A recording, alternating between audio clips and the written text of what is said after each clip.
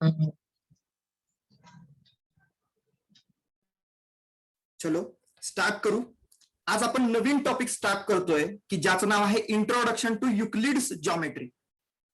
चलो आज नवीन स्टुडंट्स आहेत 2, बरोबर? हो सर. येस, हर्षवर्धन नवीन आहे आणि श्रीराज नवीन आहे. ओके, ठीक आहे.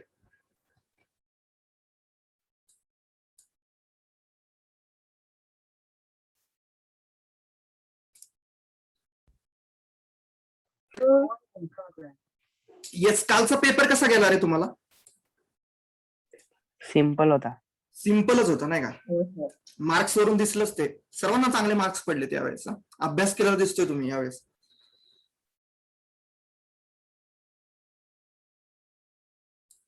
चलो क्वेश्चन पेपर ना आपण नंतर डिस्कस करू नाही का? युक्लिड्स जॉमेट्री आपला टॉपिक कंप्लीट झाल्यानंतर आपण पेपरचं डिस्कशन करू. ओके, क्लिअर आहे सर्वांना? ओके. जे नवीन स्टुडंट्स आहेत ना त्यांनी काय करा, आजपासून हा नवीन टॉपिक स्टार्ट करू आपण युक्लिड्स जॉमेट्री. जे रिमेनिंग टॉपिक्स आहेत तुमचे, ओके, म्हणजे सुरुवातीचे नंबर सिस्टीम झालं, पॉलिनॉमियल्स झालं, किंवा कोऑर्डिनेट जॉमेट्री झाला, किंवा एलईटीव्ही झाला, आणि लाईन्स अँड अँगल्स एक पुढचा टॉपिक पण आपला झालेला आहे. सो काय करेन, तुमच्यासाठी एक सेपरेट सेशन्स मी अरेंज करेन. ओके, सो त्या सेशन्स मध्ये आपण ते कव्हर करून घेऊ टॉपिक्स. ओके, क्लिअर आहे का तुम्हाला? हो चालेल. ओके. सो काय करायचं असतं, तुम्हाला एक थोडीशी आयडिया देतो. सो आज आपण न्यू टॉपिक स्टार्ट करतोय, बरोबर? युक्लिड्स जॉमेट्री. आज आपलं फर्स्ट लेक्चर आहे. सो फर्स्ट लेक्चर झाल्यानंतर मी काय करतो, लेक्चर एंड झाल्यानंतर तुम्हाला पीडीएफ शेअर करतो. सो पीडीएफ शेअर केल्यानंतर म्हणजे आजच्या लेक्चरमध्ये जे काही झालं ना त्याची ती पीडीएफ असते. सो त्या पीडीएफ वरून तुम्हाला नोट्स बनवायचे असतात, म्हणजे डेली बेसिसवरती, जोपर्यंत आपला हा कंटिन्युअस टॉपिक चालू आहे, फर्स्ट डे पासून लास्ट डे पर्यंत. सो प्रत्येक दिवशी काय करायचे असतात, नोट्स बनवत जायचे असतात. म्हणजे आज आपल्याला हे शिकवलं ना याच्या नोट्स बनवून टाकायच्या, उद्या हे शिकवलं ना याच्या नोट्स बनवून टाकायच्या. मग मी काय करत असतो, जेव्हा टॉपिक कम्प्लीट होईल ना तेव्हा टॉपिक कम्प्लीट झाल्यानंतर जो लास्टचा दिवस असतो त्याच्या दुसऱ्या दिवशी एक गुगल ड्राईव्हची लिंक शेअर करतो. त्या गुगल ड्राईव्हच्या लिंकवरती तुम्हाला तुमच्या नोट्स सबमिट करायचे असतात. मग मी नोट्स वगैरे चेक करतो तुमच्या. बस तुम्ही आता इतकंच लक्षात ठेवा की व्यवस्थित टॉपिक समजून घेत जायचंय आपल्याला आणि डेली बेसिसवरती लेक्चरच्या नोट्स बनवत जायचंय. इतकीच गोष्ट लक्षात ठेवायची. चलो, आणि कुणाला काही डाऊट आला मध्ये तर बिनधास्त विचारू शकता, काही प्रॉब्लेम नाहीये. चलो, क्लिअर आहे का? स्टार्ट करायचं लेक्चर आजचं? हो सर. चलो पहा, आज आपण स्टार्ट करतोय युक्लिड्स जॉमेट्री. आता तुम्हाला माहित आहे काय हा युक्लिड कोण होता? ऍक्च्युली युक्लिडचं जॉमेट्री मधलं वर्क खूप स्ट्रॉंग आहे बरं का, खूप स्ट्रॉंग वर्क आहे. तर युक्लिड हा एक इजिप्त मधला मॅथमॅटिक्सचा टीचर होता बरं का. युक्लिड जो आहे ना, युक्लिड हा एक इजिप्त मधला एक मॅथमॅटिक्सचा टीचर होता बरं का.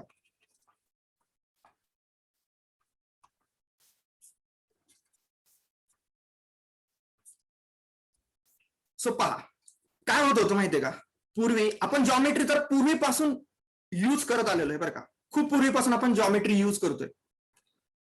बट या जॉमेट्रीला मॅथमॅटिकल बुक मध्ये लिहिण्याचं काम या युक्लिडनं केलं होतं.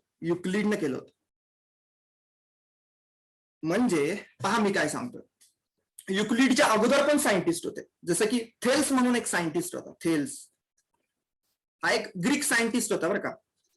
हा एक ग्रीक मॅथमॅटिशियन होता, ग्रीक मॅथमॅटिशियन. सो या ग्रीक मॅथमॅटिशियननी काय सांगितलं होतं, यांनी एक असं प्रूव्ह करून दाखवलं होतं की सर्कल जर असेल ना, सर्कलला कोणत्याही सर्कलला जेव्हा तुम्ही त्याच्या डायमीटरला कट कराल, कोणत्याही सर्कलला तुम्ही त्याच्या डायमीटरला कट कराल, तेव्हा त्या सर्कलचे 2 समान भाग होतील नाही का, 2 समान भाग होतील. म्हणजे हा जितका पोर्शन असेल सर्कलचा तितकाच हा पोर्शन असेल. ही गोष्ट कोणी सांगितली होती तर थेल्सनी सांगितली होती की सर्कलचा डायमीटर, ओके, सर्कलचा डायमीटर हा काय करत असतो रे, सर्कलला बायसेक्ट करत असतो. ओके, थेल्सनी काय सांगितलं होतं, सर्कलचा जो डायमीटर असतो हा सर्कलला बायसेक्ट करत असतो. बायसेक्ट म्हणजेच करणं, बायसेक्ट करणं म्हणजेच काय, सर्कलचे 2 इक्वल तुकडे करणं, बरोबर, 2 समान भाग करणं, याला म्हणतात बायसेक्ट करणं. हे कुणी सांगितलं होतं, थेल्सनी सांगितलं होतं. बट हे काय करत होते रे, हे नुसत्या गोष्टी सांगत होते म्हणजे असं कुणी लिहून वगैरे नव्हतं ठेवलेलं. ओके, म्हणजे कुणी इतकं वर्क नव्हतं केलं की हे सर्व आपण नाही का व्यवस्थित लिहून ठेवू, एखादं बुक वगैरे बुक मध्ये वगैरे लिहू, अशा गोष्टी केल्या नव्हत्या यांनी. मग नंतर तुम्हाला माहितीये का, थेल्स नंतर पायथागोरस म्हणून पण एक होता. पायथागोरस, आता तुम्हाला पायथागोरस थेरम असल्यामुळे हा तर माहितीच आहे तुम्हाला.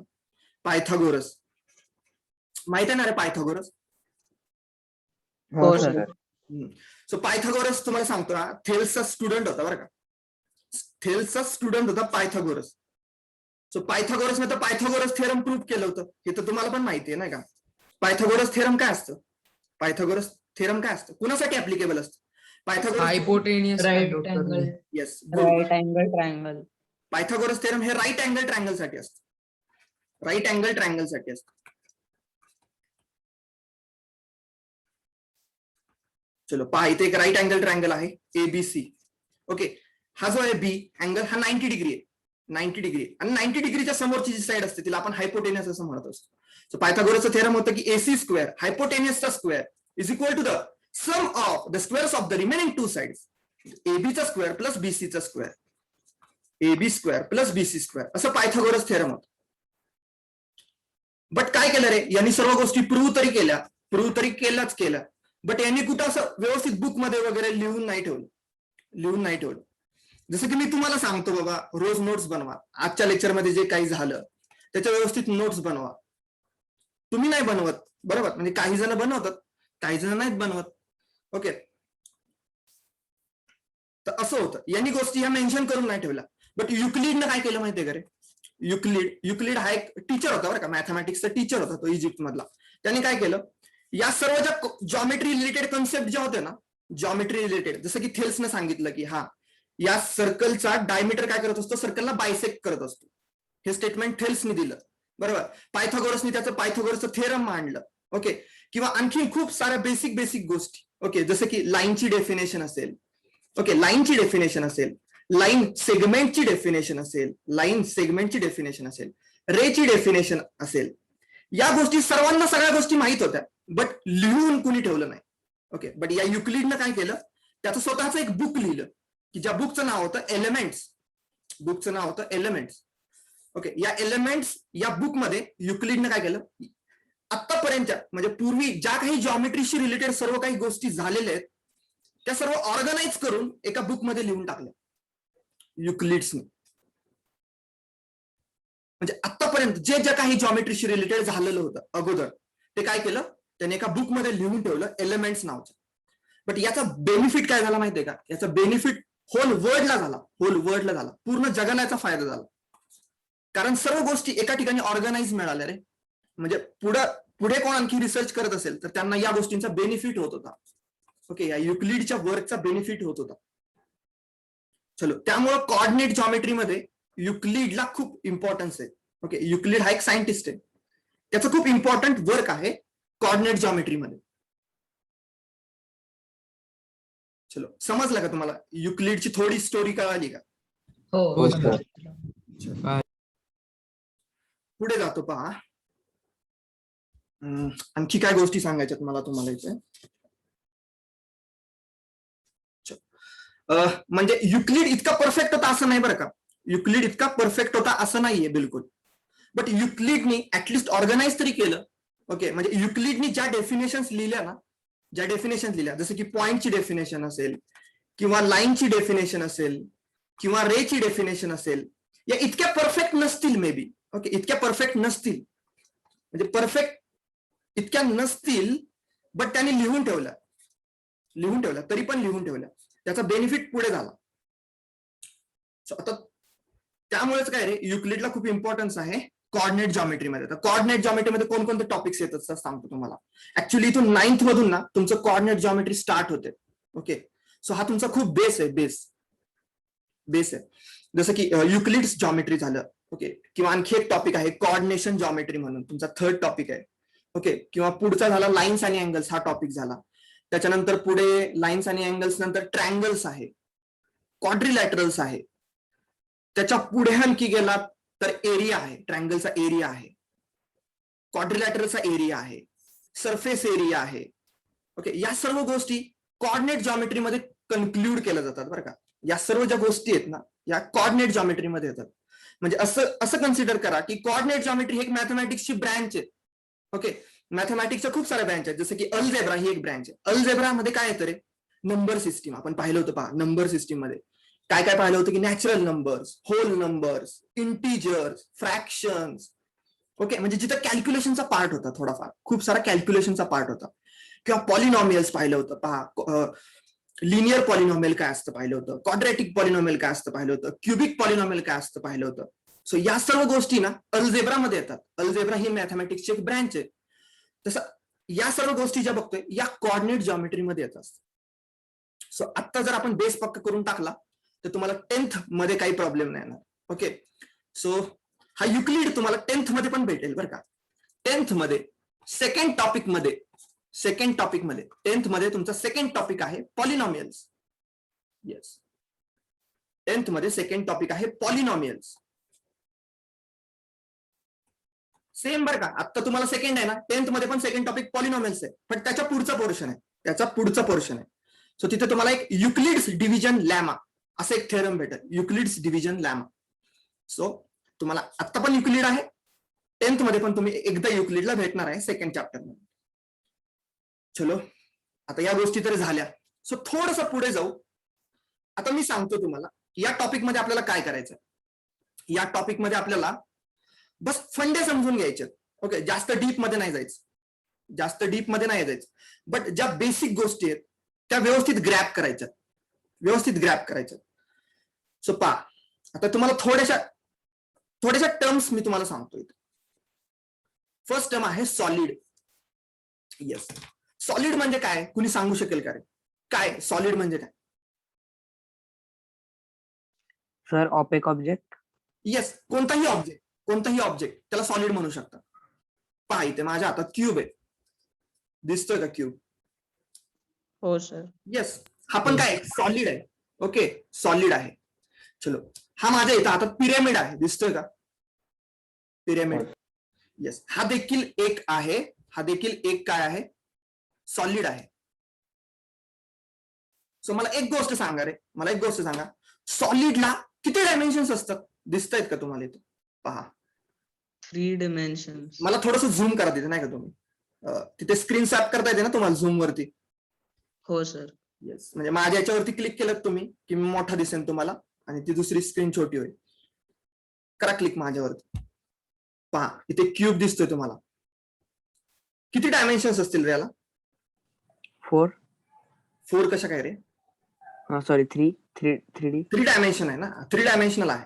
कोणताही ऑब्जेक्ट, लक्षात ठेवा, कोणताही स्पेस मधला ऑब्जेक्ट हा 3 डायमेन्शनल असतो. आता कसं काय सांगतो पहा, इकडे तुम्हाला हा फेस दिसतोय ना, हो सर. रेड कलरचा फेस पहा. ओके, हो. हे व्हर्टिकल एज कन्सिडर करा, याला म्हणा वाय ऍक्सिस. व्हर्टिकल एजला म्हणा वाय ऍक्सिस. ओके, ही हॉरिझॉन्टल एज कन्सिडर करा, याला म्हणा एक्स ऍक्सिस. हा झाला एक्स ऍक्सिस, हा जो व्हर्टिकल आहे हा झाला वाय ऍक्सिस. ओके, आणि थोडस इकडे या ब्ल्यू साइडकडे या, इकडे आणखी एक साइड दिसेल तुम्हाला, हा झाला झेड ऍक्सिस. म्हणजे कोणताही ऑब्जेक्ट की जो स्पेस मध्ये आहे तो सर्व 3 डायमेन्शन मध्ये असतो. किती डायमेन्शन मध्ये असतो? 3 डायमेन्शन. 3 dimensions. येस, मग तुम्हाला इथं कोणती गोष्ट नोट डाऊन करून घ्यायची की सॉलिडला 3 डायमेन्शन्स असतात. येस, हे क्लिअर करून घ्यायचं की सॉलिडला 3 डायमेन्शन्स असतात. चलो, हा पॉइंट क्लिअर आहे, सॉलिडला 3 डायमेन्शन्स असतात. हो सर. येस, घ्या ना रे, पेन घ्या तुमचा, 3 डायमेन्शनल दिसेल तुम्हाला, सिलेंड्रिकल. चलो, मग आता सरफेस, आता पुढे जातो मी, पुढे जातो. पहा, सरफेस म्हणजे काय? सरफेस पहा, मी सांगतो, सरफेस हा 2 डायमेन्शनल असतो. फॉर एक्झाम्पल पहा, फक्त तुम्हाला इतकीच एज दिसते, बाकी काहीच दिसत नाही तुम्हाला, असं कन्सिडर करा. फक्त रेड ब्लॉक्स दिसतात तुम्हाला,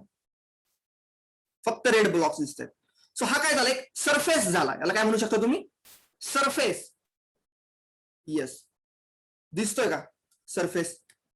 हो सर. सरफेसला किती डायमेन्शन्स असतात सांगा मला. येस, किती डायमेन्शन्स असतात पहा ना. इकडे ही एक डायमेन्शन आहे, हॉरिझॉन्टल डायमेन्शन आहे आणि एक व्हर्टिकल डायमेन्शन आहे. येस, सरफेस हा 2 डायमेन्शनल असतो. 2 डायमेन्शन. येस, लक्षात ठेवा, सरफेस हा 2 डायमेन्शनल असतो. सरफेसचं एक्झाम्पल द्यायचं झालं तर हा एक सरफेस झाला, हा क्यूबचा एक सरफेस झाला पुढचा. ओके, किंवा आणखी तुम्ही जर एक्झाम्पल घेतलं, तुम्ही पेपर घ्या ना, तुमच्या नोटबुकचा पेपर घ्या. नोटबुकचा जर पेपर घेतला तर तो देखील काय झाला, सरफेस झाला एक. बरोबर, सरफेस झाला. नोटबुकचा पेज हा देखील एक सरफेस झाला. मग मला सांगा, सरफेस हा प्लेनच असला पाहिजे असे काय कंडिशन आहे का रे? No sir. नाही सर. कर्ड पण असू शकतो ना सरफेस. थांबा, तुम्हाला एक्झाम्पल देतो. क्रिकेट खेळतं का रे सर्व? हो. हो सर. दिसतोय का क्रिकेटचा बॉल? हो सर. येस. आता हा कर्ड सरफेस आहे ना, हा कर्ड सरफेस आहे. क्रिकेटच्या बॉलचा जर सरफेस घेतला, सरफेस म्हणजे काय रे, हा सगळा वरचा पोर्शन, याला म्हणायचं सरफेस. चलो, हा म्हणजे सरफेस हा कर्ड पण असू शकतो, सरफेस हा कर्ड पण असू शकतो, आणि सरफेस हा प्लेन पण असू शकतो. जसं की हा येलो पार्ट, हा एक प्लेन झाला. चलो, गोष्ट क्लिअर आहे? कोणते पॉइंट्स लक्षात ठेवायचे की सरफेस हा 2 डायमेन्शनल असतो, सरफेस हा 2 डायमेन्शनल असतो, सरफेस हा प्लेन पण असू शकतो, सरफेस हा कर्ड पण असू शकतो. या 2 गोष्टी तुम्हाला लक्षात ठेवायच्या. सांगा, लक्षात राहतील का? हो सर. चलो, हो सर. पुढे जातो. इम्पॉर्टंट आहे का गोष्टी? वाटतायत सोप्या, इम्पॉर्टंट आहेत. क्वेश्चन जनरेट होणार याच्यावरती आहेत क्वेश्चन. पुढे पहा, लाईन्स काय म्हणतोय. लाईन्स तर तुम्हाला माहितीच आहे. आता एक क्वेश्चन विचारू तुम्हाला मी. हो. पहा, हा इथे क्यूब दिसतोय तुम्हाला, बरोबर? हा इथे क्यूब दिसतो. मला सांगा, 2 सरफेसेसचा पॉइंट ऑफ इंटरसेक्शन काय असतो? 2 सरफेसेसचा पॉइंट ऑफ इंटरसेक्शन. व्यवस्थित क्वेश्चन समजून घ्या. 2 सरफेसेसचा पॉइंट ऑफ इंटरसेक्शन काय असतो? Y axis. ऍक्सिस ऍक्च्युली सांग मला, जॉमेट्री काय आहे ती? असं एक मिळालं ना. 2 सरफेसेसचा पॉइंट ऑफ इंटरसेक्शन काय असतो? एज. एज. एज एज म्हणजेच लाईन, बरोबर ना रे? लाईन दिसते का? लाईन फॉर्म झाली का? 2 सरफेसेसचा पॉइंट ऑफ इंटरसेक्शन म्हणजे एक लाईन असते, लाईन असते. होते का इमॅजिन? येस. येस, ही गोष्ट लक्षात ठेवा की 2 सरफेसेसचा point of intersection is a line. Yes, हा क्यूब जरी घेतला त्याचा हा एक सरफेस आणि हा एक सरफेस काय झालं, लाईन फॉर्म झाली. हा पिरॅमिड घ्या, काय फरक पडतो? पिरॅमिड घ्या. सो पिरॅमिडचा हा एक सरफेस, पिरॅमिडचा हा एक सरफेस आणि पिरॅमिडचा हा एक सरफेस. पहा, इथे 2 सरफेस दिसत आहेत तुम्हाला, येल्लो आणि ब्ल्यू. येल्लो आणि ब्ल्यू. हा येल्लो सरफेस आणि हा ब्ल्यू सरफेस यांचा पॉइंट ऑफ इंटरसेक्शन लाईन असतो. चलो, लाईन मध्ये कोणती गोष्ट लक्षात ठेवाल? 2 सरफेसेसचा पॉइंट ऑफ इंटरसेक्शन काय असतो?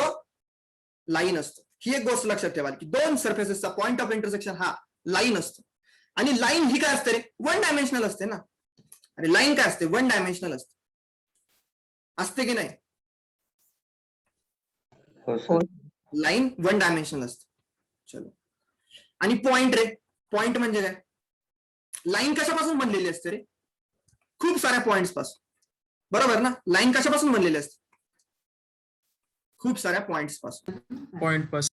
येस, मला सांगा, पॉइंटला डायमेन्शनच नसते बरं का? पॉइंटला डायमेन्शनच नसते. Point is a dimensionless.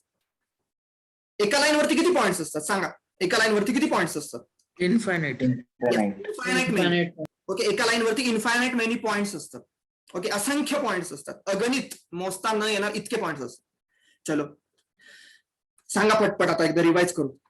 Solid सांगा, किती डायमेन्शनल असतो? 3 डायमेन्शन. सरफेस सांगा, किती डायमेन्शनल असतो? 2 डायमेन्शन.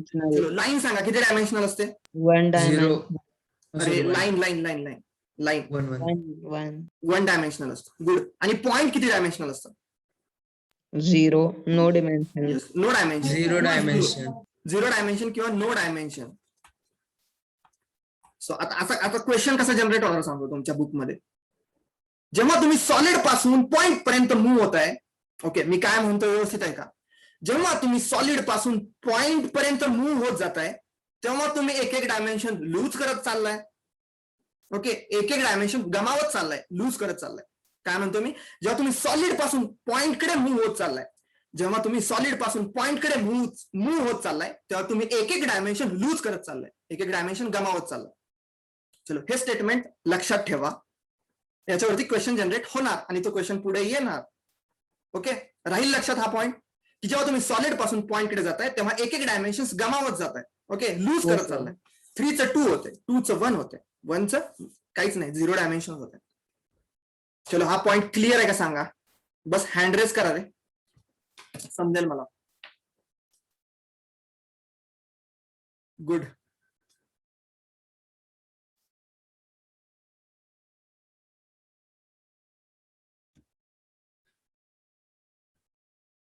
चलो, जाऊया पुढे, पुढे जाऊ. आता हे थोडेसे नवीन वर्ड्स दिसतील तुम्हाला. ओके, काय इथे? एक्सियोम्स. ओके, एक्सियोम्स, पोस्ट्युलेट्स आणि थिअरम्स. ओके, हा वर्ड तर तुम्ही ऐकलाय बाबांनो. थेरम्स हा वर्ड तर ऐकलेला आहे, बट एक्सियोम्स आणि पोस्ट्युलेट्स मे बी तुम्हाला नवीन वाटत असेल, नवीन वर्ड्स वाटत असतील. काय नाही रे, एक्सियोम्स आणि पॉस्ट्युलेट हे दोघे भाऊभाऊ आहेत असं समजा. नाही, भाऊभाऊ आहेत, म्हणजे यांच्यात जास्त काही डिफरन्स नाहीये. ओके, जास्त काहीही डिफरन्स नाहीये एक्सियम्स आणि पॉस्ट्युलेट्स मध्ये. आता सांगतो मी तुम्हाला एक्सियम्स आणि पॉस्ट्युलेट्स म्हणजे असतं काय. एक्सियम्स आणि पॉस्ट्युलेट्स म्हणजे युनिव्हर्सल ट्रूथ असतात रे, universal truth. Universal truth, yes. म्हणजे काय रे युनिव्हर्सल ट्रूथ? याचा प्रूफ द्यायची तुम्हाला गरज नाहीये रे. हे स्टेटमेंट करेक्टच आहेत यार, करेक्टच आहेत. म्हणजे याचा प्रूफ द्यायची गरज नाहीये. तुम्ही ऑब्झर्व करा आणि सांगा यार हे बरोबरच आहे. ओके, याचा प्रूफ काय द्यायचं यार? आता मी म्हंटल तुम्हाला मुरुंबाईला 2 डोळे आहेत. अरे दिसतंय ना त्याला 2 डोळे आहेत. आता याचा प्रूफ काय देऊ मी आणखी? ओके, मी म्हंटल कौस्तुभला 2 कान आहेत. अरे याचा काय प्रूफ देऊ मी? आहे ना, दिसतंय ना मला 2 कान आहेत त्याला. ओके, म्हणजे अशा गोष्टी की ज्या युनिव्हर्सल ट्रूथ आहेत त्यांना काय म्हणायचं असतं? एक्सियोम्स किंवा पॉस्ट्युलेट्स. येस, म्हणजे ऑब्झर्व केल्यावरती समजून जाते बाबा हे खरंच आहे. ओके, याचा प्रूफ द्यायची काहीही गरज नाहीये. अशा गोष्टी त्यांना म्हणायचं असतं एक्सियोम्स किंवा पॉस्ट्युलेट्स. चलो, क्लिअर आहे का सांगा मला? Yes. हो सर. ओके, बस इतकं सिंपल आहे. ओके, या वर्ड्सना बिलकुल घाबरू नका.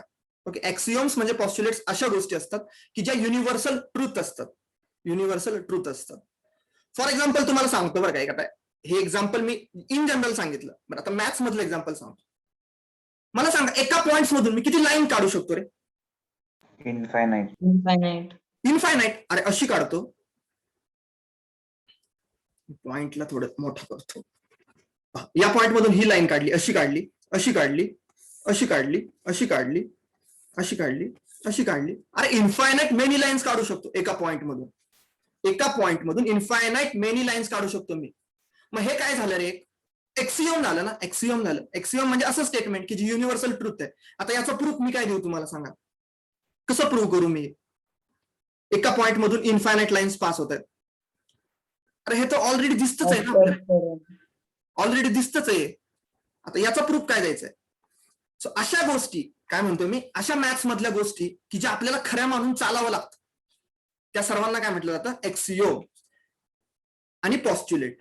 ओके, एक्सियोम म्हणजे जनरली काय असतं रे? एक्सियोम म्हणजे जनरली स्टेटमेंट असतं. जसं की मी आता एक स्टेटमेंट केलं की infinite many lines passes through a single point. एका पॉइंट मधून पास होणाऱ्या असंख्य लाईन्स असतात, अनंत लाईन्स असतात, अगणित लाईन्स असतात, न मोजता येणाऱ्या इतक्या लाईन्स असतात. सो हे झालं एक्सियोम, म्हणजे एक स्टेटमेंट झालं, किंवा याला पॉस्ट्युलेट असंही म्हणतात. काही प्रॉब्लेम नाही. आता थिअरम सांगतो बरं का. थिअरम काय सर असतं? म्हणजे एक्सियोम्स आणि पॉस्ट्युलेट सगळं दोन्ही सेमच असतं का? येस, सेमच आहेत. ओके, पॉस्ट्युलेट्स मध्ये काय असतात? थोडेसे अझम्पशन्स असतात नाही का? पॉस्ट्युलेट्स म्हणजे अझम्पशन्स. जॉमेट्री मध्ये आपण थोडेफार अझम्पशन्स करतो, पहा थोडेफार अझम्पशन्स करतो, ते देखील पॉस्ट्युलेट असतात. असं समजून घ्या की पॉस्ट्युलेट आणि एक्सियोम्स म्हणजे युनिव्हर्सल ट्रूथ आहेत बाबा, युनिव्हर्सल ट्रूथ आहेत. ओके, एकच आहेत त्या गोष्टी, एकच आहेत. आता इतकंच लक्षात ठेवा की त्या दोन्ही गोष्टी एकच आहेत.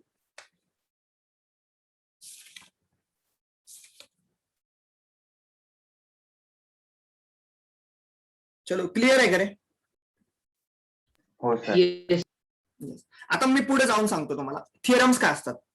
ओके, तुम्हाला थिअरम जे असतात ते आपण प्रूव्ह करू शकतो बरं का. थिअरम्स काय करू शकतो आपण? प्रूव्ह करू शकतो.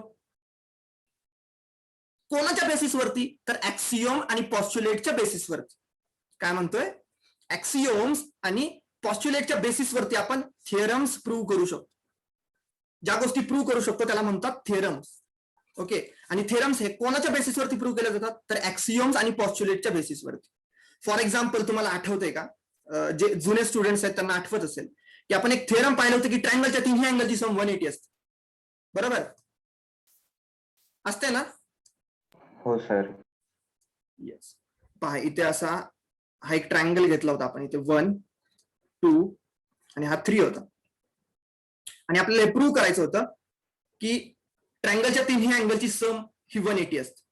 बरोबर, याला 4 म्हणतो. एकाला पण नाही लिहिता आलं थिअरम, म्हणजे लिहिलं एक दोघांनी, बाकीच्यांनी थिअरमचं क्वेश्चन स्किप केला नाही का. पहा, मी आता इथे असं लिहू शकतो ना रे की हा angle 1 plus angle 2 plus angle 3, angle 1 plus angle 2 plus angle 3 is equal to 180. याचं रिझन काय असेल रे? Linear pair. Linear pair. Linear. Yes, linear pair of angles. आता मी काय सांगतो तुम्हाला, हे लिनियर पेअर ऑफ अँगल्स तुम्ही लिहिलं ना, हे झालं ऍक्सिओम. हे झालं ऍक्सिओम.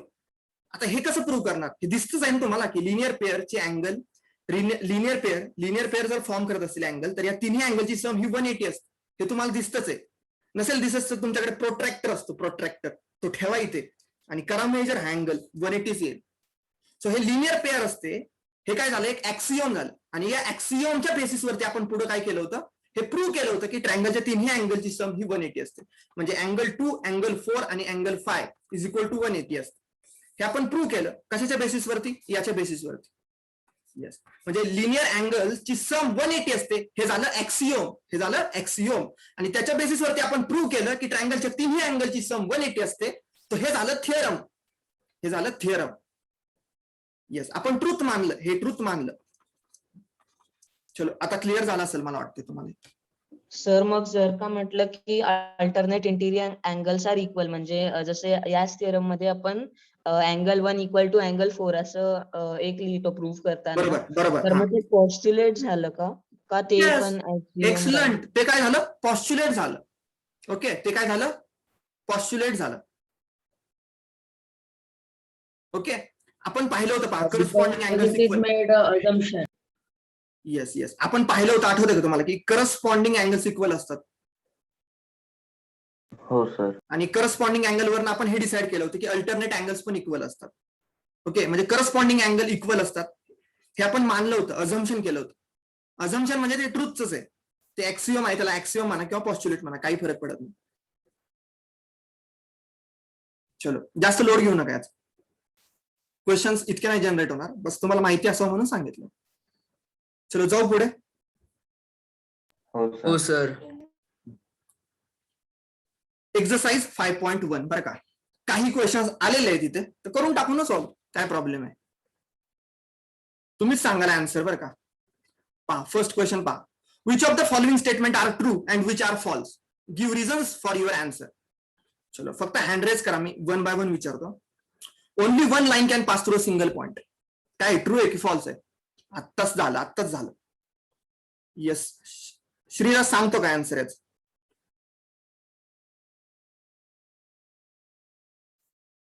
येस, माईक ऑन करून सांग बिंदास.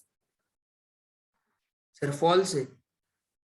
ओनली 1 लाईन, हा बरोबर, फॉल्स आहे. किती पास होतात रे मग? इनफायनाइट. येस, एका पॉइंट मधून इन्फायनाइट मेनी लाईन्स पास होत असतात. Yes, sir. गुड. सेकंड क्वेश्चनला जाऊ. There are infinite number of lines which pass through 2 distinct points. वाह, मस्त question. There are an infinite number of lines which pass through 2 distinct points. 2 distinct point. Distinct म्हणजे different points. 2 different points मधून म्हणे infinite lines pass होतात. Yes, Sejal सांगते का answer? Sir answer false आहे. का ग, मग किती होतात? कारण 2 डिस्टिंक्ट पॉइंट मधून एकच लाईन पास होऊ शकते. Yes, correct. 2 डिस्टिंक्ट पॉइंट्स मधून एक आणि एकच लाईन पास होऊ शकते. Correct, excellent. चलो, क्लिअर आहे का सर्वांना? इतका डिफिकल्ट नाही हो क्वेश्चन. सर. थर्ड पार आहे. अरे कसल्या no A terminated line can be produced indefinitely on both direction. Yes, terminated line can be produced. Sir, can I tell? Yes. Sir, it is true terminated line because line segment is not given now. Yes. So it can be extended indefinitely.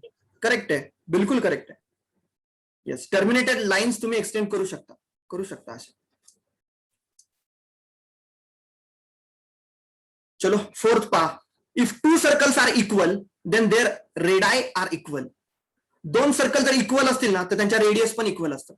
True. Correct आहे, true. It's true. कोणतीही 2 circle घ्या रे. एक गोष्ट सांगतो तुम्हाला इथे, थांबा. कुणी सांगेल का मला की रेडियसची डेफिनेशन काय? सर्कलच्या रेडियसची डेफिनेशन काय असते? तुम्हाला इथे सांगतो मी, बरं का, थोड्या गोष्टी. Distance between the center and circumference.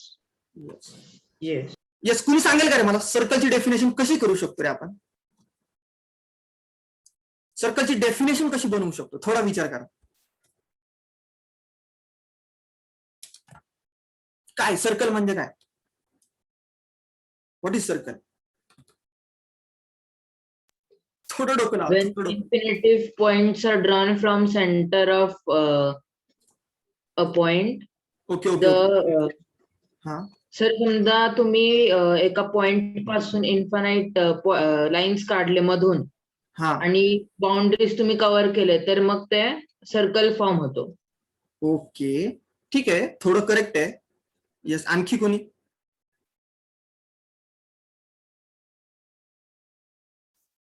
बिनधास्त सांगू शकता, काही नाही. मृण्मय सांगतो का? Multiple points drawn from the center. Multiple points Yes, drawn multiple from points the drawn केलेत. center with the same distance. Yes, with the same distance. Yes, closer आहेस, खूप क्लोजर आहेस. येस, आता मी सांगतो तुम्हाला. करेक्ट आहे.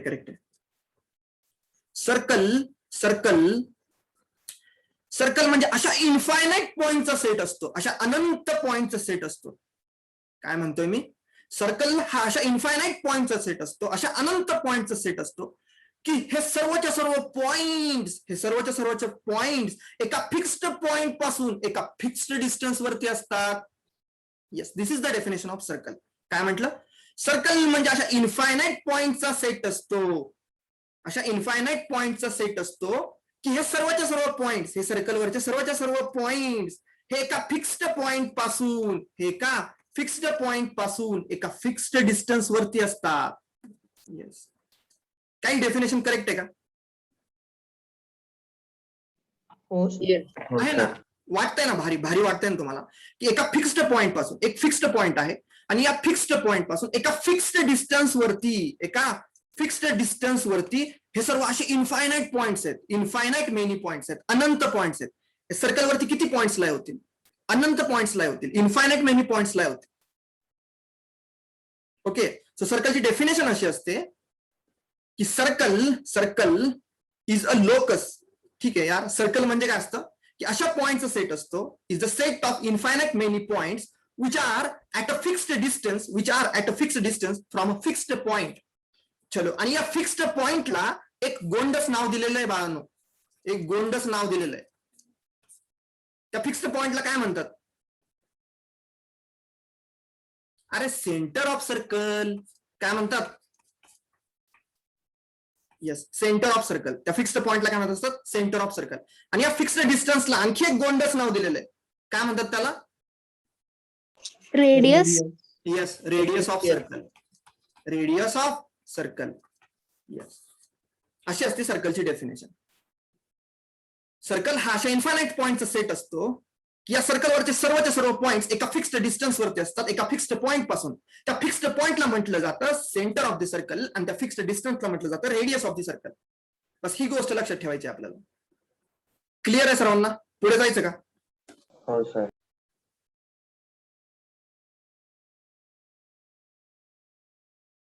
या गोष्टी इम्पॉर्टंट राहतात तुम्हाला एमसीक्यू सॉल्व्ह करण्यासाठी, म्हणून मी सांगत असतो, थोडस जात असतो डीप मध्ये, कारण तुम्हाला हेल्प होते पुढे जाऊन या गोष्टींची.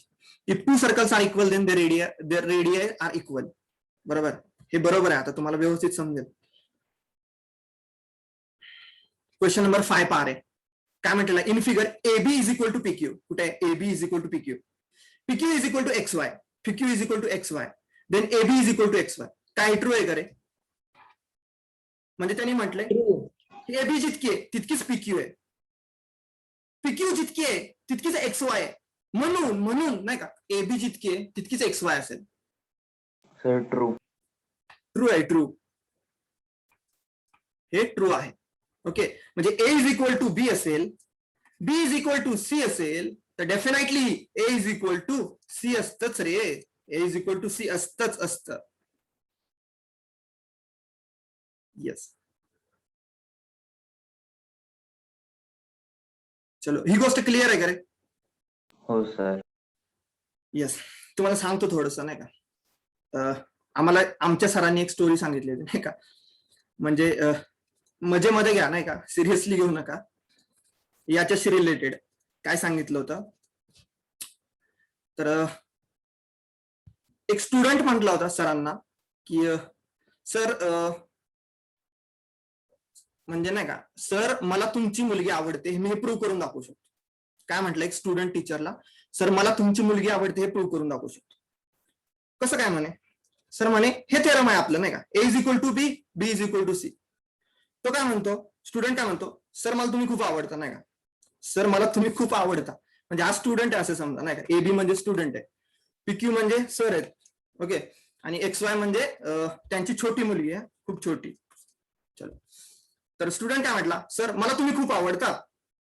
ओके, सर म्हटले की हा सर तुम्हाला तुमची मुलगी खूप आवडते. बरोबर.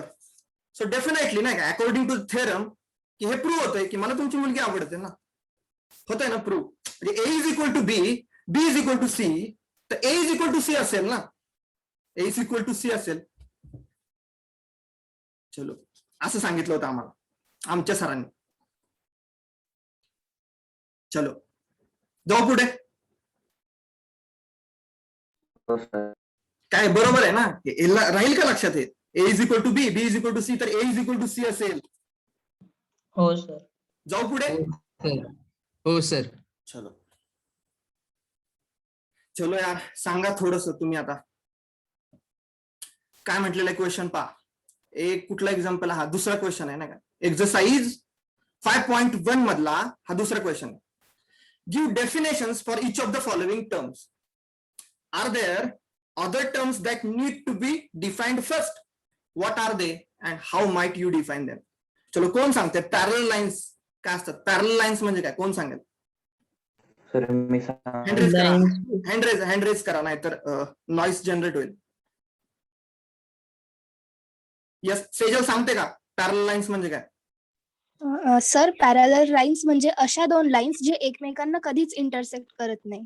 येस, इंटरसेक्ट कधीच करत नाहीत अशा दोन लाईन्स पॅरल लाईन्स. करेक्ट आहे तुझं बरं का.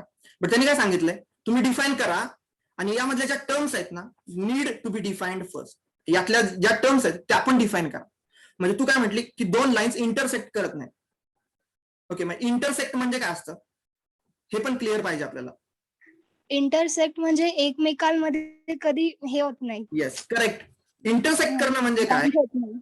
येस, इंटरसेक्ट म्हणजे काय? इंटरसेक्ट करणं म्हणजे काय, तर एकमेकींना एका पॉइंटला कट करणं, याला म्हणतात इंटरसेक्टिंग. चलो, गुड. पॅरल लाईन्स म्हणजे अशा दोन लाईन्स की ज्या दोघी एकमेकींना कधीच कट करणार नाहीत, कधीच कट करणार नाहीत. ओके, म्हणजे त्यांच्या आयुष्यभर त्या पुढे पुढे जात राहिल्या ना, पुढे जात राहिल्या ना, तरी कट करू शकणार नाही. चलो पुढे जातो रे, सांगून टाका. परपेंडिक्युलर लाईन्स कोण सांगतंय? हँड रेज करा. येस, श्रीराज सांगतो का रे? हो सर. सांगून टाक. चल, सर Perpendicular. परपेंडिक्युलर लाईन म्हणजे त्या लाईनच्या 90 डिग्रीवर एका कोणत्याही ऑब्जेक्ट म्हणजे कोणत्याही लाईनीवर असतात त्यांना म्हणतात perpendicular line. Excellent, good, very good, very good. फक्त तुला काय म्हणतोय मी, ज्या पॉइंटला इंटरसेक्ट करतात दोन लाईन्स, ओके, ज्या पॉइंटला दोन लाईन्स इंटरसेक्ट करतात त्याला म्हटलं जातं पॉइंट ऑफ इंटरसेक्शन, बरोबर ना? Point of intersection. हो सर. मग आपण असं म्हणू शकतो ना रे, की अशा दोन लाईन्स की ज्या पॉइंट ऑफ इंटरसेक्शनला 90 डिग्रीचा अँगल करतात. आणखी बेटर होईल ना, की अशा दोन लाईन्स की ज्या त्यांच्या पॉइंट ऑफ इंटरसेक्शनला 90 डिग्रीचा अँगल करतात त्यांना म्हणून टाका perpendicular lines.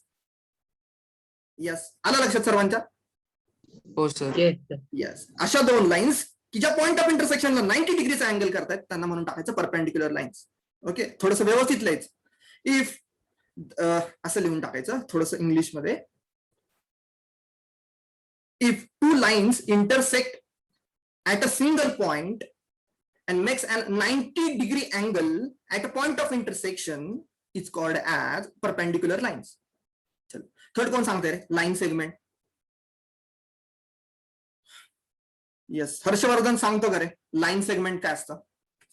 Yes, when two points are drawn on a line, they are formed as line segment and the distance is constant. They can't be extended more. Good good good good. Okay, line segment म्हणजे काय असतो? हा लाईनचाच एक part असतो. But काय असतात रे? मला सांगा, आणखी एक इम्पॉर्टंट पॉइंट पाहिजे की लाईन सेगमेंटला एंड पॉइंट्स असतात. लाईन सेगमेंटला दोन एंड पॉइंट्स असतात. लाईन कधीच एंड होत नाही, बरोबर? लाईन कधीच एंड होत नाही. लाईन ही एंडलेस असते. बट लाईन सेगमेंट जो असतो हा काय असतो?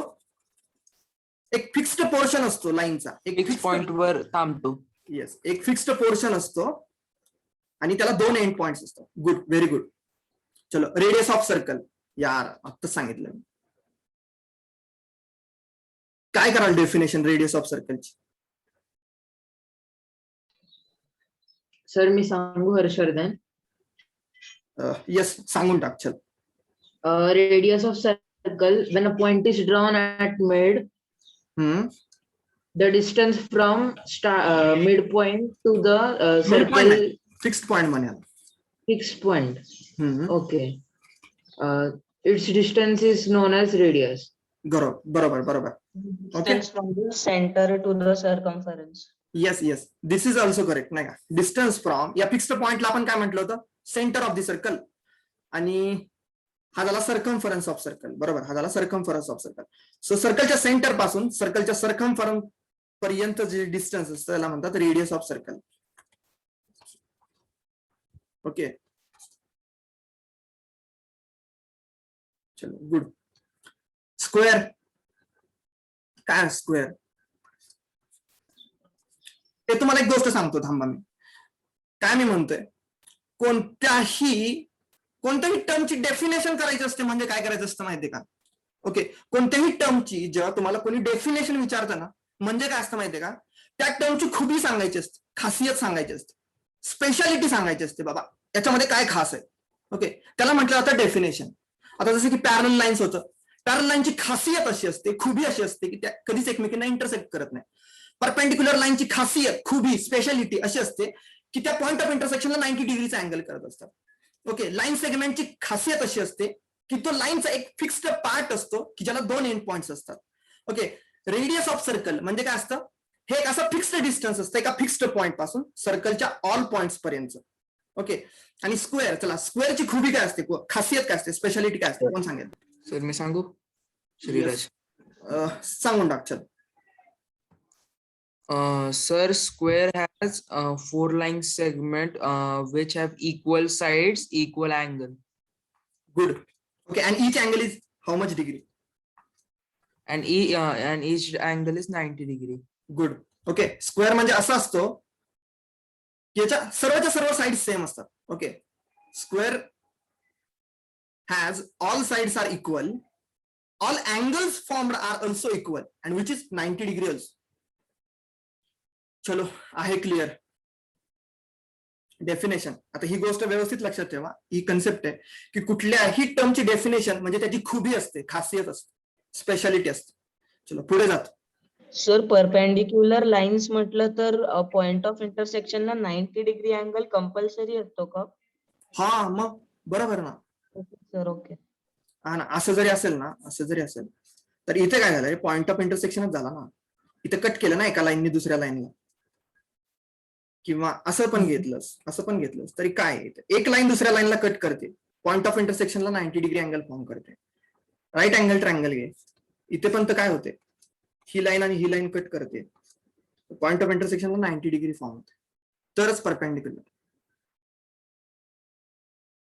क्लिअर आहे? सर जर का असं घेतलं रॅन्डमली तर ते नाही राहणार ना?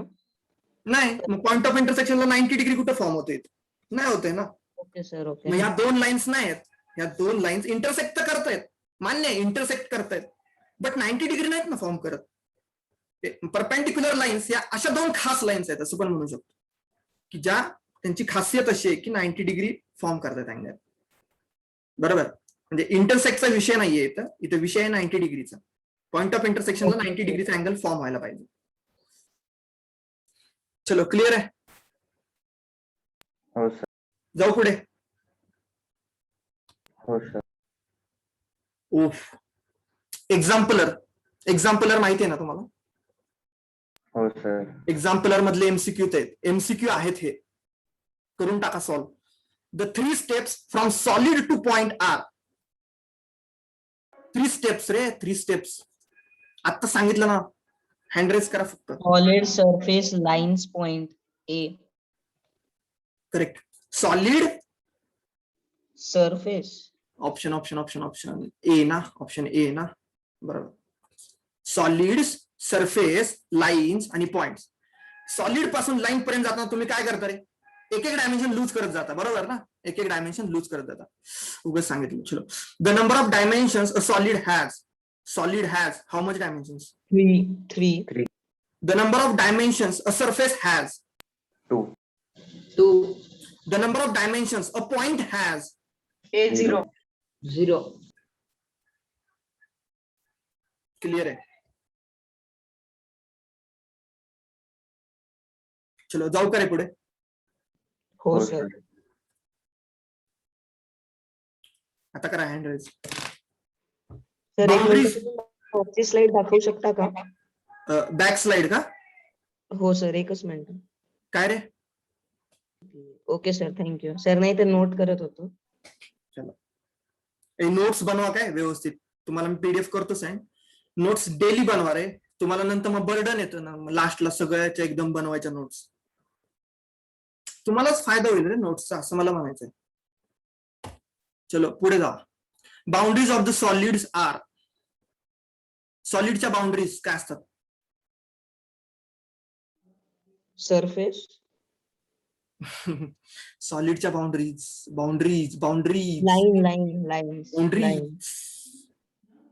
लाईन्स. येस. श्रीराज काय असेल रे आन्सर?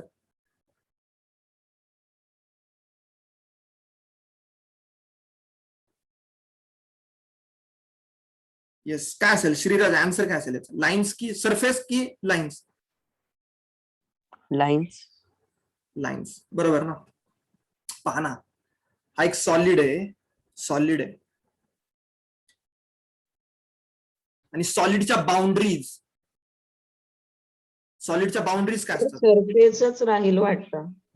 मग सरफेस असेल ना रे, हा सॉलिड आहे. ओके, हा सॉलिड आहे, क्यूब दिसतोय ना, सॉलिड आहे. सॉलिडच्या बाउंड्रीज म्हणजे सरफेस आहे. कोणता सरफेस मिळतो रे या क्यूबचा? सांगा काय, कोणता सरफेस? हा प्लेन सरफेस आहे, बट काय माहिती असेल ना, सगळ्या साइड्स इक्वल आहेत. स्क्वेअर. हा स्क्वेअर आहे, स्क्वेअर. ओके, म्हणजे या क्यूबच्या बाउंड्रीज ह्या स्क्वेअर्सनी बनलेल्या आहेत. काय म्हणतो मी, लक्षात येते का? या क्यूबच्या बाउंड्रीज ज्या आहेत Yes. या स्क्वेअर्सनी बनलेला आहे. स्क्वेअर हा एक सरफेस आहे. या पिरॅमिड दिसतोय तुम्हाला, पिरॅमिड. या पिरॅमिडच्या बाउंड्रीज या कशाने बनलेल्या आहेत रे? काय दिसतोय हा? ट्रायंगल. येस, ओके, क्लिअर आहे ना. ट्रायंगल.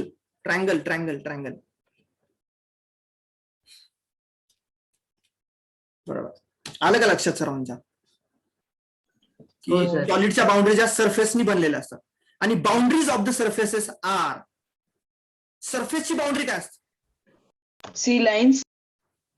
करेक्ट सरफेसची बाउंड्री काय असते लाईन असते सरफेसची बाउंड्री पहा दोन सरफेसेस सरफेसची बाउंड्री आता कन्सिडर करा की हा सरफेस आहे याची बाउंड्री चेक करा बाउंड्री म्हणजे आउटर आहे दिसत नाही काय दिसतंय का आता हो सर. लाईन्स फॉर्म झालेले दिसतात का वरची एक लाईन ते व्हर्टिकल लाईन पुन्हा हॉरिझॉन्टल सर लाईन तुमचा जो व्हिडिओचा बॅकग्राऊंड आहे ना त्याच्यामुळे ते सगळं ब्लॅकच दिसतंय. ठीक आहे म्हणूनच ब्लॅकआउट होतं. काय नाही. तुम्ही हे घ्या रे मग तुमच्या नोटबुकचं पेज ऑब्झर्व करा नोटबुकचं पेज ऑब्झर्व करा नोटबुकच्या पेजच्या पहा बाउंड्रीज काय होतात लाईन फॉर्म करतात हो सर. चलो व्हिज्युअलाइज करा थोडं boundaries of the solid are surfaces good boundaries of the surfaces are lines चलो क्लिअर असेल तर फक्त हँड रेज करून सांगा मला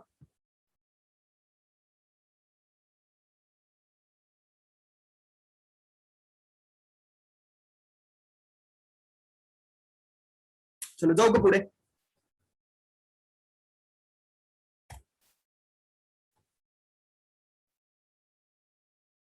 येस हँडरेज करा बोलू नका कोणी फक्त हँडरेज करा a pyramid is a solid figure आत्ताच पाहिला pyramid a pyramid is a solid figure एक minute which is the base of which is okay पिरॅमिडचा बेस काय असतो a pyramid is a solid figure square. अरे पिरॅमिडचा बेस स्क्वेअर असतो तर स्क्वेअरच येईल.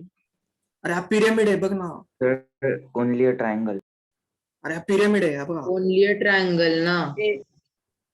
येस दिसला का पिरॅमिड नॉर्मली जे पिरॅमिड्स असतात त्यांना नॉर्मली आता हे जो तुम्ही घेतलाय तो तर तुम्ही म्हणजे पझलवाला घेतलाय त्याला त्यांनी बेस मध्ये ट्रायंगल दिलाय पण नॉर्मली जे पिरॅमिड्स बिल्ड केले जातात त्यांचा बेस स्क्वेअरच असतो. येस त्याला क्यूब असं स्पेशल नाव देऊ शकतो ना आपण त्याला क्यूब असं स्पेशल नाव देऊ शकतो बरोबर बट इन जनरल नाही का इन जनरल याला पिरॅमिड आणि स्क्वेअर पिरॅमिड मध्ये डिफरन्स आहे ना. येस डिफरन्स आहे रे डिफरन्स आहे इजिप्तचे हो, पिरॅमिड sir. ऐकलं असेल ना हिस्ट्रीमध्ये थोडंफार इजिप्तचे पिरॅमिड हो सर. त्यातला हा पिरॅमिड बोलतोय मी ओके हा बेसिक पिरॅमिड आहे नाही का हा एक बेसिक पिरॅमिड बद्दल बोलतोय मी बेसिक पिरॅमिडचा बेस हा ट्रँगल असतो ओके आणि त्याच्या फेसेस काय असतात पहा ना इथे दिसतच आहे फेसेस काय असतात फेसेस पण ट्रायंगलच आहेत ना फेस पण ट्रायंगल आहे सर्वच ट्रायंगल आहे ओके सर्व काही ट्रायंगल आहे पिरॅमिड वगैरे जर का सर्च केलं तर 4 साइडेड पिरॅमिड्स येतात ना. जर का इजिप्शियन पिरॅमिड जरी आपण घेतलं म्हणजे क्वेश्चन सॉल्व्ह करायला तर त्याला पण स्क्वेअर बेसच असतो. येस त्याला पण थोडस स्पेशल नाव देऊ शकतो ना आपण क्युबिक पिरॅमिड म्हणू शकतो बरोबर ओके ज्याचा बेस हे असतो ना क्यूब असतो ना किंवा ज्याचा बेस हा स्क्वेअर असतो ना त्याला क्युबिक पिरॅमिड म्हणतात जसं की हा पण नाही का याला पण पिरॅमिड म्हणू शकतो का म्हणू शकतो एका दृष्टीने म्हणू शकतो हा एक असा पिरॅमिड आहे की ज्याचा बेस हा स्क्वेअर आहे स्क्वेअर बट मी काय म्हणतो तुला फक्त हा पिरॅमिड इमॅजिन कर आता या क्वेश्चन पुरतं हा वाला की ज्याचा बेस हा ट्रायंगल आहे सर आणि थोडा प्रॉपर्टीज मध्ये सुद्धा चेंजेस असतात. सांगणार आहे सर्व गोष्टी तुम्हाला सांगणार आहे पुढे आपल्याला एक टॉपिक आहे कोणता सांगतो एक minute surface areas and volumes okay तुमचा 13th चॅप्टर आहे सरफेस एरिया अँड व्हॉल्युम्स तिथे या गोष्टी सर्व सांगणार आहे मी तुम्हाला पूर्ण इमॅजिन करून देतो तुम्हाला काही टेन्शन नका घेऊ चलो इथे लिहून टाका ओनली ट्रायंगल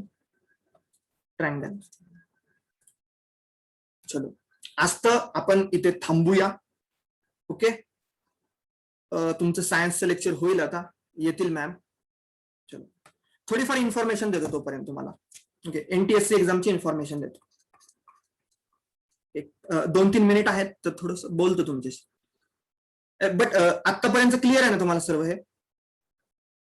हो हो सर. Sir, clear. चलो पहा, थोडस सांगतो तुम्हाला एनटीएससी एक्झाम बद्दल. एनटीएससी एक्झाम तुम्हाला 10th मध्ये असते बरं का, 10th मध्ये असते. 10th मध्ये ऍक्च्युली ही एनटीएससी ची एक्झाम 2 स्टेप मध्ये होते बरं का. एक असते फर्स्ट स्टेज आणि दुसरी असते second stage. Okay, second stage ना ही नॅशनल लेवलची एक्झाम असते, नॅशनल लेवलला असते. आणि फर्स्ट स्टेज जी कंडक्ट केली जाते ती स्टेट लेवलला कंडक्ट केली जाते, स्टेट लेवलला. आता तुम्ही महाराष्ट्रात आहे ना, तर महाराष्ट्र स्टेट तुमची फर्स्ट स्टेजची एक्झाम कंडक्ट करणार. ओके, यामध्ये जे रँकमध्ये येतील किंवा स्कोअर करतील चांगला, ते अपिअर होऊ शकतात सेकंड स्टेजला. ओके, म्हणजे तुम्हाला पहिली स्टेज क्लिअर करणं आहे, सेकंड स्टेज क्लिअर करणं आहे. या 2 गोष्टी राहतात एनटीएससीचा. एनटीएससीचा फुल फॉर्म राहतो national talent search examination. Okay, असा कोणताही स्टुडंट की जो 10th मध्ये आहे, तो ही एक्झाम देऊ शकतो पुढच्या वर्षी, आत्ता नाही. ओके, मग तुम्ही म्हणाल सर आत्ता का सांगताय? बस तुम्हाला थोडीशी एक आयडिया असावी म्हणून सांगतोय. ओके, सो याच्यासाठी मेन सब्जेक्ट कोणते असतात? तर एनटीएससी एक्झाम मध्ये 2 पेपर असतात बरं का. एक असतो मॅटचा पेपर. Okay, MAT mental ability test, बुद्धिमत्ता चाचणी. स्कॉलरशिप कुणी दिली होती का 8th मध्ये? नाही. Yes sir. दिली असेल तर तुम्हाला माहित असेल की बुद्धिमत्ता चाचणी, ओके, मेंटल ॲबिलिटी टेस्टचा एक पेपर असतो. ओके, 100 मार्कचा पेपर असतो. Okay, MAT. ओके, आणखी एक पेपर असतो सॅट म्हणून एक असतो, स्कॉलिस्टिक ऍप्टिट्यूड टेस्ट. ओके, आता हे पण 100 मार्क्सला असतात. 2च पेपर असतात तुमचे, मॅट आणि सॅट, दोन्ही स्टेजसाठी नाही का. पहिल्या स्टेजमध्ये पण 2 पेपर होणार तुमचे मॅट सॅटचे. सेकंड स्टेज मध्ये पण 2 पेपर होणार तुमचे मॅट सॅटचे. ओके, मॅट म्हणजे मेंटल ॲबिलिटी टेस्ट की जी 100 मार्क्सला असते. मग तुम्हाला इथे स्ट्रॉंग जर व्हायचं असेल मॅथमध्ये, तर तुमचं मॅथ स्ट्रॉंग पाहिजे. ज्याचं मॅथ स्ट्रॉंग तो मॅथ मध्ये चांगला परफॉर्म करू शकतो. ओके, सो इथं मॅथ्स तुम्हाला हेल्प करतो. आणि सॅट म्हणजे काय? Scholastic aptitude test. याच्यामध्ये कोणकोणते सब्जेक्ट असतात तर तुम्हाला सांगतो. सायन्स असतं, मॅथ्स असतं आणि सोशल सायन्स असतं. हे 3च सब्जेक्ट असतात, सायन्स, मॅथ्स आणि सोशल सायन्स. सॅटमध्ये सॅटचा पेपर पण 100 मार्क्सच असतो, 100 मार्क्सच असतो, की ज्यामध्ये सायन्स 40 मार्क्सला असतं, मॅथ्स 20 मार्क्सला असतं आणि अगेन सोशल सायन्स 40 मार्क्सला असतं. येस, बट इथे मॅथ्सला कमी वेटेज जरी असलं तरी मॅथ्स इथं मेन परफॉर्म करतो मॅथमध्ये, मेंटल ॲबिलिटी टेस्टमध्ये. ज्याचं मॅथ स्ट्रॉंग त्याचं मॅथ स्ट्रॉंग. ओके, ज्याचं मॅथ स्ट्रॉंग त्याचं मॅथ स्ट्रॉंग, ही गोष्ट लक्षात ठेवा. सो इतर तर 100 तर आहेत, प्लस इथे नाही का आणखी 20 आहेत. सो थोडंसं काय करायचं, या सब्जेक्ट्स वरती फोकस ठेवायचं, मॅथ्स वरती, सायन्स वरती, चलो, आणि सोशल सायन्स वरती. ओके, सोशल सायन्स म्हणजे काय? थोडं स्कूलमध्ये व्यवस्थित करायचं. ओके, यामध्ये काय असं लॉजिकल काय नसतं. सोशल सायन्स म्हणजे हिस्ट्री, जिओग्राफी या गोष्टी राहतात. या गोष्टी काय सर पण त्यात काय विचारता? क्वेश्चन्स असतात तुमच्या एनसीआरटीच्या बुक मधले क्वेश्चन्स असतात सोशल सायन्स. MCQ असतात का? 10वीच्या ह्याच्यातलेच असतात का? हो, यातलेच असतात, 10th मधले असतात. त्यांनी असं सिलेबस दिलेलं नाहीये, स्पेसिफिक सिलेबस दिलेलं नाहीये. बट एनसीआरटी बुकचं मॅथ्स, सायन्स आणि सोशल सायन्स. सर MCQs असतात का? येस, एमसीक्यूज असतात, फक्त आणि फक्त MCQs. 1 question 4 options. No negative marking. बस आत्ता का सांगून ठेवतोय? आत्ता यासाठी सांगून ठेवतोय की बस व्यवस्थित करायचे लेक्चर्स, मॅथ्सचे, सायन्सचे, आणि स्कूलमध्ये व्यवस्थित लक्ष द्यायचं सोशल सायन्सला. ओके, कंपल्सरी नाही, बस जस्ट एन्जॉय म्हणून द्यायची एक्झाम. ओके सर, ह्याचा काय फायदा होतो? याचा फायदा काय होतो सांगतो तुम्हाला. याचा फायदा असा होतो की तुम्हाला स्कॉलरशिप मिळते. 11th-12th मध्ये स्कॉलरशिप मिळते तुम्हाला. 11th-12th मध्ये 1250 रुपये पर मंथ मिळतात तुम्हाला. सर किती? 1250, 1250 रुपीज पर मंथ. प्लस तुम्ही नंतर डिग्री करणार तुमची, बरोबर, 4 वर्षाची इंजिनिअरिंगची किंवा मेडिकलची किंवा MBBS ची काय असेल, ओके, आयदर इंजिनिअरिंग साइड और मेडिकल साइड. इथे तुम्ही डिग्री करणार. इथे डिग्रीला तुम्हाला स्कॉलरशिप वाढवून मिळणार 2,000 रुपये, 2,000 रुपीज पर मंथ. ओके. पुढे तुम्ही झालात, आणखी तुम्हाला वाटलं की आणखी शिकावं बाबा, अंडर ग्रॅज्युएशन झाल्यानंतर पोस्ट ग्रॅज्युएशन करावं, मास्टर्स करावं, इथं आणखी वाढवून मिळणार, 2,000च्या वरती मिळणार आणखी. ओके, मिळतच राहणार. एकदा क्लिअर केली ना, 10th मध्ये एकदा क्लिअर केली की 11th ला मिळत राहणार, 12th ला मिळत राहणार, UG ला मिळत राहणार. ओके, बस याचा बेनिफिट काय होईल तुम्हाला, तुम्ही एक नॅशनल लेवलला एक्झाम द्याल, नाही का, नॅशनल लेवलची एक एक्झाम द्याल तुम्ही, म्हणजे ऑल इंडिया ओव्हर कॉम्पिटिशन कसं असतंय तुम्हाला समजेल. ऑल ओव्हर इंडिया कॉम्पिटिशन कसं असतं. ओके, कारण असंही तुम्हाला फेस करायचंच आहे ना. 11th-12th मधून तेव्हा तुम्ही सायन्स घ्याल, तेव्हा तुम्हाला इथं JEE ची एक्झाम द्यायची, IIT ला वगैरे जायचं असेल तर, किंवा MBBS ला वगैरे जायचं असेल तर नीटची एक्झाम द्यायची. मग या तर ऑल इंडिया लेवलच्या एक्झाम्स आहेत ना रे, ऑल इंडिया लेवलच्या एक्झाम्स आहेत. बट थोडीशी आयडिया येऊन जाईल ना की अशा एक्झाम्स असतात, असं असं असतं, अशा एक्झाम्सना असं असं फेस करायचं असतं, याची आयडिया येऊन जाते.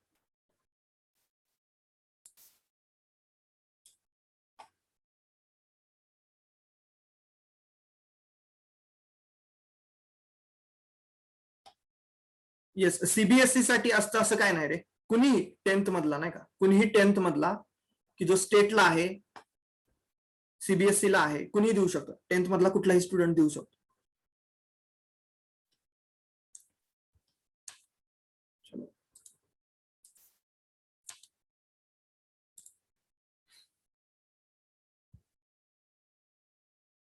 काय म्हणतोय sir, sir what if we want become pilot, do we have to join JEE और नीट.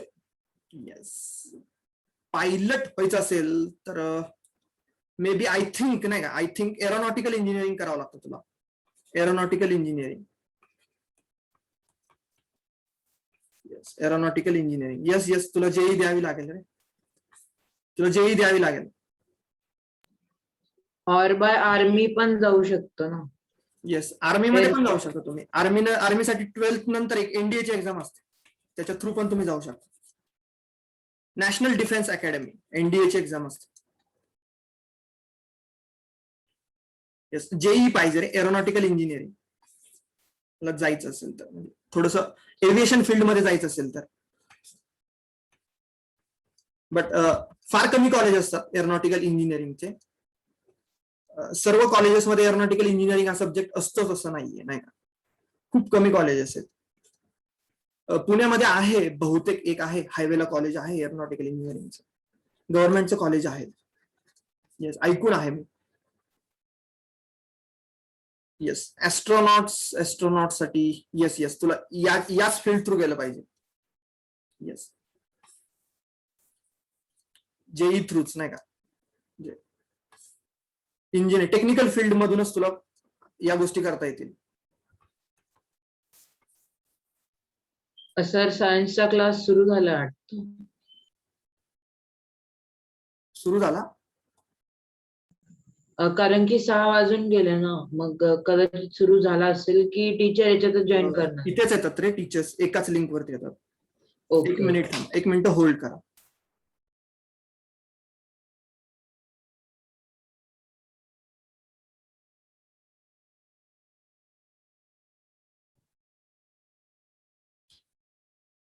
चलो मी थांबतो इथे. मृण्मय काय लिंक पाठवले पाहतो मी नंतर. Okay sir. पाहतो उद्या आणखी डिस्कस करू. मी थांबतो इथे, तुम्ही होल्ड करा इथे, येतील ma'am. Okay, thank you sir. Bye sir. Bye. Thank you sir. Bye. Bye sir. Bye.